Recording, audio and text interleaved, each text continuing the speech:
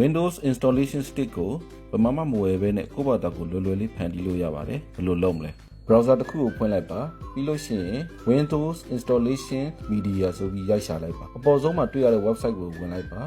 Windows OS version တွေကိုတွေ့ရမှာဖြစ်ပြီးအခု Windows 11ကိုလုပ်လို့တာကြောင့် Windows 11ကိုရွေးလိုက်မယ်အလဲက download now ကိုနှိပ်လိုက်လို့ရှိရင် Windows setup box လေးပေါ်လာမယ်မြင်နေရတဲ့ accept ခလုတ်ကိုနှိပ်မယ်ပြီးရင် next ကိုနှိပ်အဲ့ဒီမှာ USB flash drive ဆိုတာကိုတွေ့ရတဲ့အတွက်ကြောင့်အနည်းဆုံး8 GB ရှိတဲ့ memory stick ကိုကွန်ပျူတာမှာထိုးလိုက်မယ်မိမိရဲ့ PC မှာ8 GB memory stick ကိုတွေ့ရပြီဆိုလို့ရှိရင်ဆက်လက်လုပ်ဆောင်နိုင်ပါပြီခုန USB flash drive ကိုရွေးပြီးတော့ next ကိုနှိပ်မယ်ဒါဆိုရင်တော့ Windows installation file တွေကို download install လုပ်နေတဲ့အဆင့်ကိုလုပ်ဆောင်နေပါလိမ့်မယ်နိုင်ဝက်45မိနစ်လောက်ကြာမြင့်ပါလိမ့်မယ်